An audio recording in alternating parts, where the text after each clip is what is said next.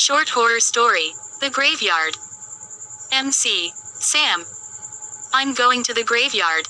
Will you come with me? Says Takeshi to Sam, while they are leaving the campus.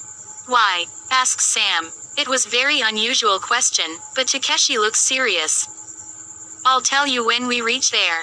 It's not far, says Takeshi. He's one of Sam's student and close friend. So, Sam agrees. Let's go and buy some flowers first, says Takeshi. It was just a normal day for Sam as an English teacher. But, he never went to a graveyard in Japan before. After buying the flowers, they go to their destination. Sam keeps following Takeshi silently, until Takeshi stops in front of a tombstone. My lovely grandma, I miss her so much, says Takeshi with great affection, looking at the tombstone. And, continues, she lived alone. Wish I could have spent more time with her. Quote. You should have come with your family instead, says Sam. Takeshi laughs and says, my parents don't even remember it's grandma's birthday. Come on, let's put flowers. Quote. Takeshi puts flower on grandma's tombstone and bows. Afterwards, Sam does the same.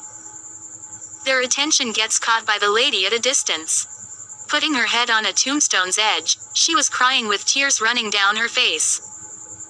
Sam was looking at her, but the emotionless stare of the girl besides that woman made Sam to look away. He thought the girl is woman's daughter. Girl had short hair and was standing so still, staring at Sam. Sam finds the girl creepy, because instead of comforting her mother she was just staring at him. Let's go to the bus stop. Grandma will be happy now, says Sam with smile, and they leave the graveyard. Sam gets off from the bus and walks to his new house. He got this one in much cheap price. It was beautiful evening with reddish-orange sky and windy weather. Sam looks at the river. One guy was fishing in the river, even though it's illegal. Two old men runs past him.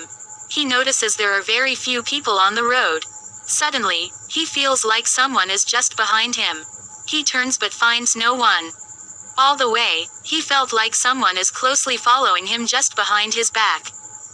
Whenever he turned to check, nobody was behind. He reaches home. He was feeling nausea, but ignores it. He washes his face and begins preparing his dinner.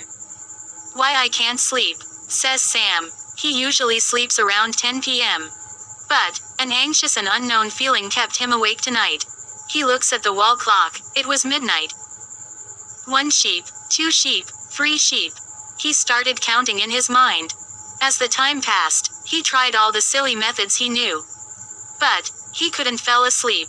Frustrated, Sam grabs a novel. He turns another page, but that dark corner of the room grabs his attention. He doesn't know why is his attention going to that side again and again. He turns on the light and checks the clock. It was almost 4 a.m. Damn it, I'm going to be late, says Sam, while wearing shoes. He wakes up late and skips the breakfast. He hurries to the college, even if he couldn't get enough sleep last night. It was first time when he was late for work. He was feeling tired throughout that day. Sam didn't know why he was having weird and strange feelings, especially when he was alone. For how long have you been like this? Says doctor looking at the dark circles. It's been 3 days, since I visited that graveyard and it started. Says Sam. He couldn't sleep. Even if he tried he finds himself awakened for unknown reasons. Without proper sleep his health and mental state was shaken. Some people are sensitive to these kind of things, like death, violence and accidents. Don't take stress and try to forget it. Avoid drinking alcohol and coffee, says doctor. I don't drink, says Sam with smile. Good, says doctor and continues, I have written some medicine. Tomorrow is Saturday, so I suggest you to take leave and rest. Everything will be fine, quote. After getting medicines, Sam comes home at night. He doesn't want to cook, so he brought packaged food. He takes the pills and goes to sleep. Incident 1.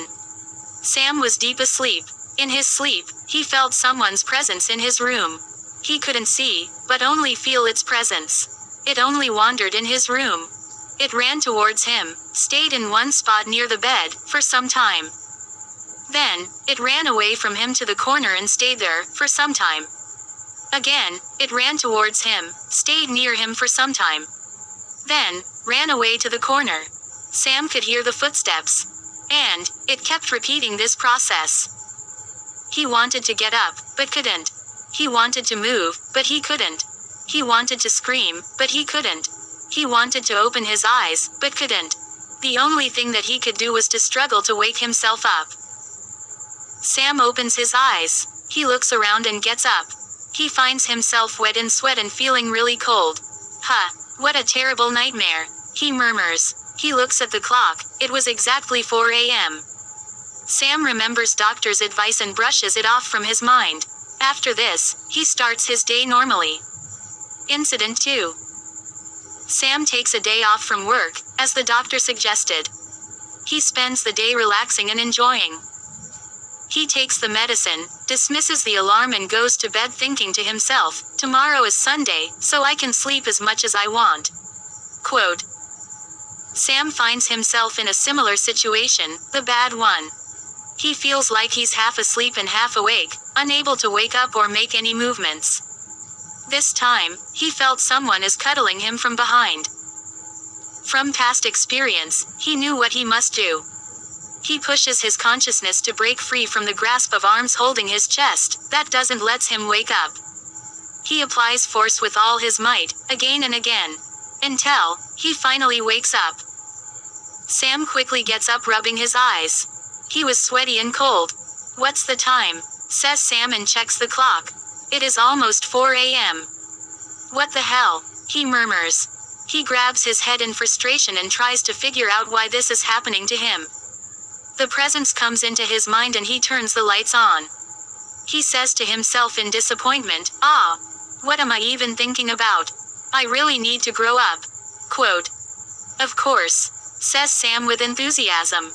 He finally found the possible reason for his suffering and decides to see the doctor again. The doctor laughs and says, no, Mr. Sam, it's not reaction from the medicines. Medicines are fine. What you experienced is called sleep paralysis. It happens with everybody in some points of their lives. It's not dangerous, like you might be thinking. Quote. Okay. So it's just a normal medical condition and not any presence. Says Sam. Please don't worry about the presence. It's just an illusion of the subconscious mind. Do you believe in such things? Says doctor. No. Says Sam, looking down and shaking his head. When I got nightmares as kid, my mother used to put Bible under my pillow, before I sleep. You can do the same. Otherwise, you're healthy and fine. Says the doctor.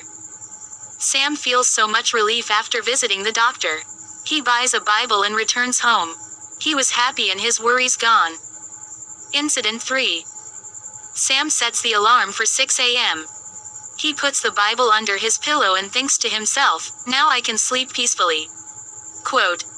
Not again, Sam thinks. He is sleep paralyzed again and feels the presence on the side of headboard. He screams in fear, but nothing comes out. He feels the pair of hands rubbing over his torso gently, only tickling him. He tries to pull his consciousness out from the darkness as the tickling continues. After struggling so much, Sam finally wakes up. He was again sweaty and cold. He gets up and rubs his eyes. Was I crying? He thinks, wiping the tear with palm. He looks towards the headboard and gulps. It was definitely feminine hands. He murmurs, while touching his chest. Unbelievable, says Sam looking at the clock. It was around 4 a.m. Huh, says Sam. He finds the bathtub was full with water. When did I fill it? He thinks. He takes off his clothes in front of the mirror and proceeds to take bath. He cannot believe what he sees in the mirror. He vomits immediately. Only acidic water comes out from his empty stomach. There were weird scratch marks all over his torso. Suddenly, Sam remembers about the Bible. He rushes to his bedroom and picks the pillow. He says. The Bible wasn't under that pillow. How could it be? He says. He clearly remembers putting the Bible under his pillow before sleeping last night.